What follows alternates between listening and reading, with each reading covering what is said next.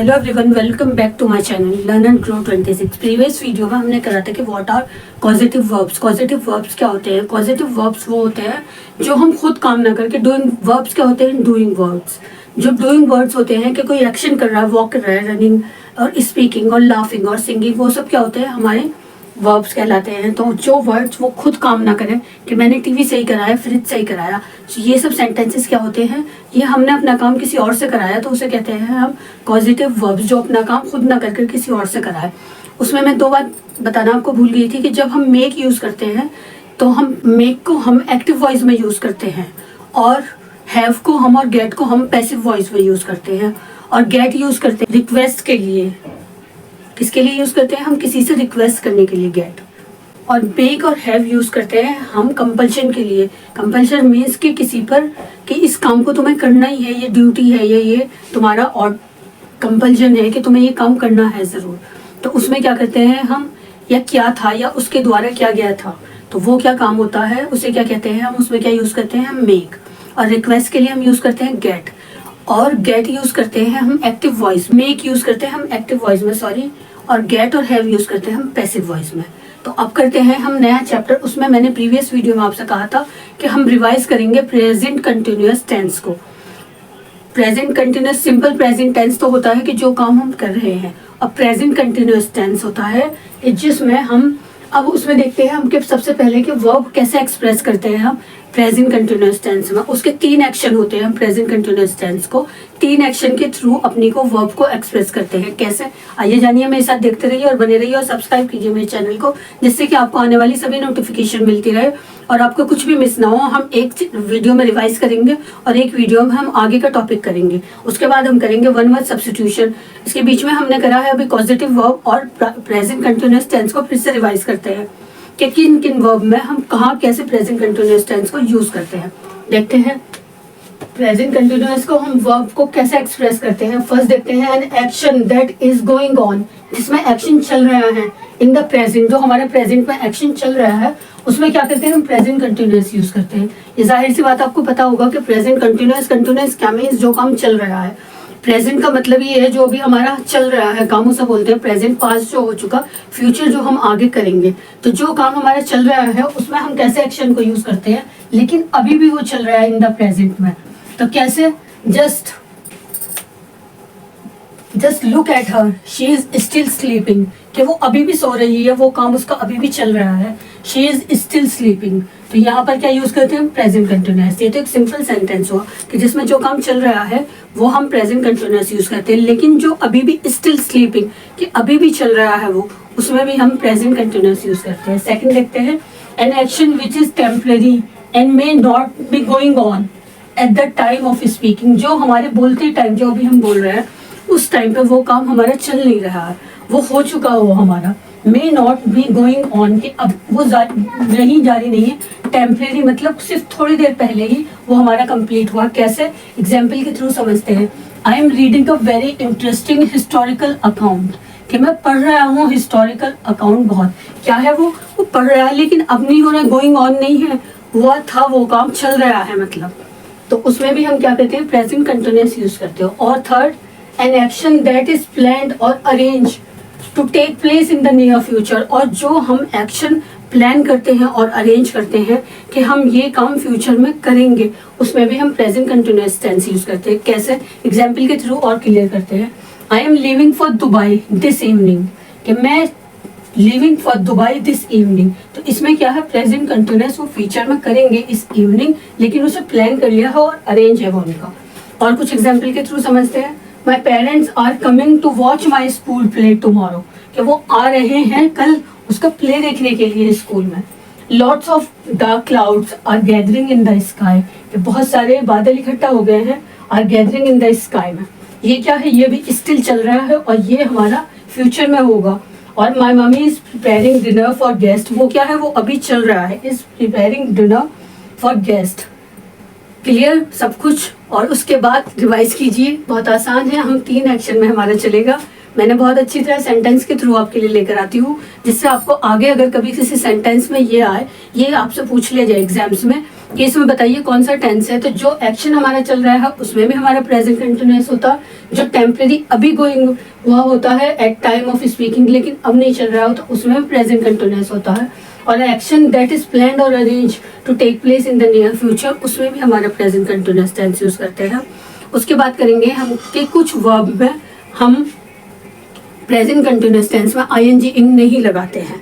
कैसे? सेंसेस में, जब हम अपनी सेंस के बारे में बात कर रहे होते हैं तो हम उसमें कैसे यूज करते हैं? हेयरिंग नहीं करते, हेयर करते। आई एम हेयरिंग यू नहीं होता, आई हेयर यू होता है। हेयर मीन्स सुनना, मैं तुम्हें सुन रहा हूँ नहीं, आई हेयर यू होता है। हम किस चीज में? वर्ब में आईएनजी इंग नहीं लगाते, सेंसेस में नहीं लगाते हैं, फीलिंग एंड इमोशन में नहीं लगाते हैं, अपीयरेंस में नहीं लगाते हैं, और शेयरिंग पोजेशन में नहीं लगाते हैं। वो अभी हम करेंगे। इसके बाद आप इसको अच्छी तरह समझ लीजिए कि किन 3 एक्शन में हम यूज करते हैं और कहाँ नहीं यूज करते हैं। उसके बाद हम करते हैं कि कैसे करेक्ट और इनकरेक्ट सेंस हम प्रेजेंट कंटिन्यूअस की, कि हम सेंस में, अपीयरेंस में और फीलिंग में एंड इमोशंस में और सेल्फ और शेयरिंग पोजीशन में हम कैसे प्रेजेंट कंटिन्यूअस को यूज करते हैं। There are certain verbs which are not used in a present continuous tense.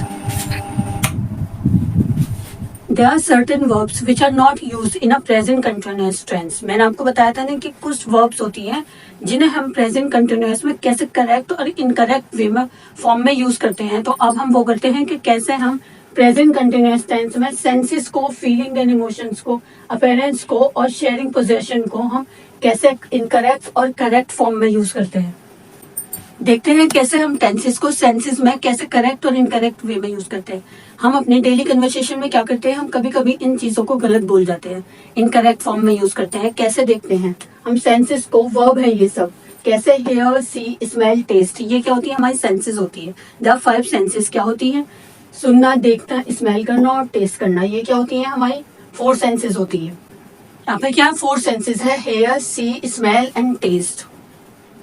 तो कैसे हम उन्हें इनकरेक्ट फॉर्म में यूज करते हैं और करेक्ट में? आई एम हेयरिंग यू हम क्या यूज करते हैं? ज्यादातर I am hearing you use कर देते हैं, कभी कभी गलती से। तो हेयरिंग क्या होता है? ये इनकरेक्ट फॉर्म होती। I hear you is a correct form. We are seeing them every day is wrong, incorrect form. We see them every day is a correct form. You are smelling nice is a wrong, incorrect form. You smell nice is a correct form. Taste, apple is tasting, tasting नहीं होता, the apple taste good. क्या होता है? Test होता है, testing नहीं होता है। तो ये क्या है? इनकरेक्ट फॉर्म है। ये क्या है? करेक्ट फॉर्म है। जो हम गलती से हड़बड़ाहट में और कभी कभी जल्दी में ये हम रॉन्ग इनकरेक्ट फॉर्म यूज कर लेते हैं। करेक्ट फॉर्म क्या होती? I hear you, we see them every day, you smell nice, the apple taste good. Tasting नहीं होता है। इसी तरह हम फीलिंग एंड इमोशन में क्या, वांट और डिजायर को कैसे हम इनकरेक्ट फॉर्म में यूज कर जाते हैं। I am wanting a new novel, I want a new novel is a correct form. I am liking this book is incorrect form. I like this book is correct form. We are hating this movie. We hate this movie is the correct form. He is caring for his mother. He cares for his mother is a correct form. Appearance में see, cost और contain में हम कैसे? He is seeing happy. He is seeming happy. तो इसको ये क्या है? Incorrect form है. He seems happy is a correct form. The toy car is costing rupees 300 is incorrect form. The toy car is cost rupees 300 is a correct form. Contain, the paper is containing 12 pages. The paper contains 12 pages is a correct form. Sharing possession में possession क्या होता है? कि कोई चीज हम belongs करना या हमारी होना कोई चीज। तो कैसे करते हैं हम? belongs में हम कैसे यूज करते हैं? The shoes is belonging to me is a incorrect form. The shoes belongs to me is a correct form. Owns में she is owning 2 shops, owning 2 shops. She is owning 2 shops is incorrect form. She owns 2 shops is a correct form. Possession. Possession में क्या? possesses. I am possessing 2 houses is incorrect form. I possess 2 houses is a correct form. देखा आपने, हम present continuous में, sense में, feeling and emotion में, appearance में और शेयरिंग पोजेशन में हम ये सब गलतियां करते हैं।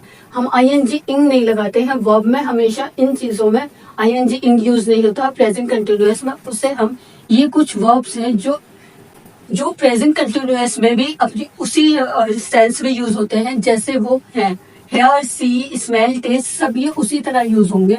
प्रेजेंट कंटिन्यूअस में भी उसमें आईएनजी इंग नहीं लगाएंगे हम। प्रेजेंट कंटिन्यूअस का मतलब क्या होता है कि हम सोचते हैं कि उसमें आईएनजी इंग होता है। अगर आपको कहीं हेयर, स्मेल, सी, टेस्ट और desire, want, like, dislike, love, hate, care, seems, cause, contain, belong, own, position, ये सब आते हैं तो आप उसमें आईएनजी इंग नहीं लगाएंगे। आपको आता है क्वेश्चन के अंडरलाइन कीजिए कि आई एम हेयरिंग यू, इसमें क्या मिस्टेक है? तो इसमें क्या मिस्टेक है? हेयरिंग की मिस्टेक है। तो उसकी जगह हम क्या यूज करेंगे? I hear you is right form.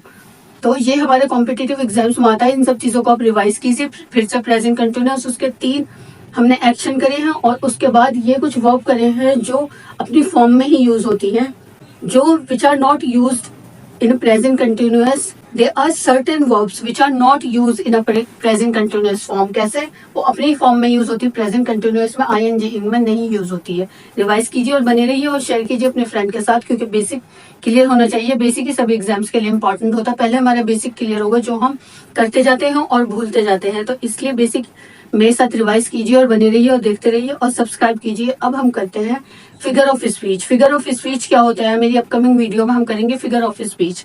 Figure of speech क्या होता है? जिसे हम हिंदी में अलंकार कहते हैं। जो हमारी पोइट्री में, इंग्लिश में, उसको अलग अलग वर्ड से हम एक्सप्लेन करते हैं कि उसे कैसे सजाया जाता है पोइट्री को, वो हम सब क्या कहते हैं? वो फिगर ऑफ स्पीच कहलाता है।